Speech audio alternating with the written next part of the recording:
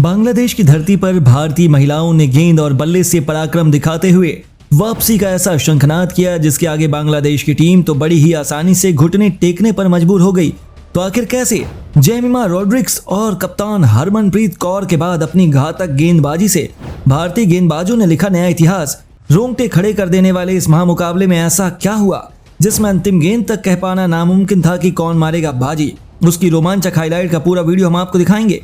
India और Bangladesh women के बीच one day series का रोमांच अपने चरम पर चल रहा है, जहां पहले वनडे मुकाबले में टीम इंडिया को 40 रनों से करारी हार का सामना करना पड़ा था।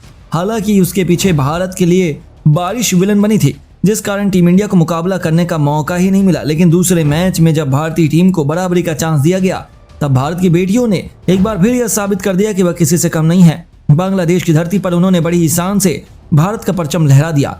आपको बता दें, इस मुकाबले में भारतीय टीम को पहले बल्लेबाजी करने का मौका मिला था। वनडे क्रिकेट में टीम इंडिया के बल्लेबाज अपनी खूंखार बल्लेबाजी के लिए ही फेमस है। इसका नजारा एक बार फिर हमें देखने को मिला। हालांकि टीम इंडिया की शुरुआत तो खराब हुई थी। प्रिया पुनिया के रूप में हमें बहुत जल्द बड़ा झटका लगा था। तो विकेट कीपर याशिका भाटिया भी केवल 15 रन बनाकर चलती बनी थी। ऐसा लगा था कि एक बार फिर से भारतीय टीम सूखे पत्तों की तरह बिखर जाएगी, लेकिन आज तो इतिहास नया लिखा जाने वाला था।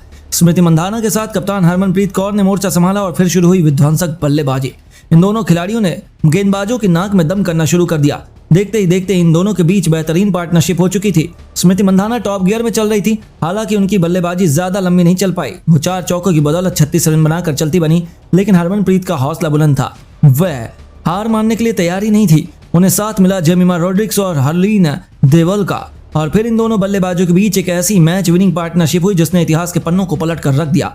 जहां हरमनप्रीत कौर ने अपना अर्धशतक पूरा किया तो हरमनप्रीत और हरलीन के बीच 100 रनों से अधिक की पार्टनरशिप भी हो चुकी थी। इन दोनों ने देखते ही देखते भारतीय टीम को 199 रनों तक पहुंचा दिया था। लेकिन तभी हरलीन के रूप में भारतीय टीम को बड़ा झटका लगा। वो 25 रन बनाकर पवेलियन लौट गई। उनके आउट होने के बाद मैदान में उतरी जेमिमा रोड्रिग्स ने तो अपने बल्ले से तांडव मचा दिया। खौफ किसे कहते हैं ये कोई बांग्लादेश के गेंदबाजों से पूछे।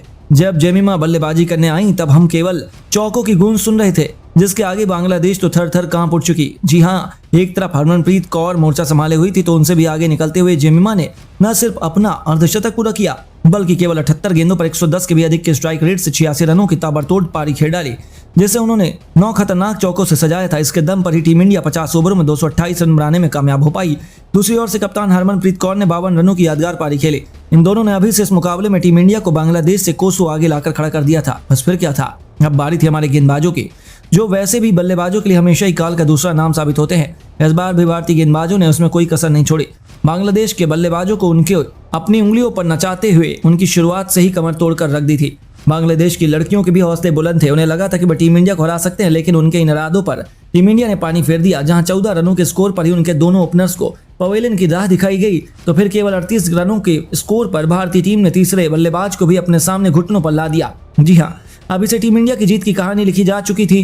3 विकेट गंवाने के बाद तो बांग्लादेश की हालत बद से बदतर थी। यहां से उनकी जीत तो नामुमकिन लग रही थी। हालांकि इसी बीच फरगाना हक और रितु मोनी के बीच अर्धशतक की पार्टनरशिप हो गई। उन्होंने लगभग बांग्लादेश की वापसी करा ही डाली कि फरगाना तो अपने अर्धशतक की तरफ बढ़ चली थी। टीम इंडिया मुसीबतों के दलदल में थी। उस वक्त देविका वैद्य ने टीम इंडिया की वापसी कराई।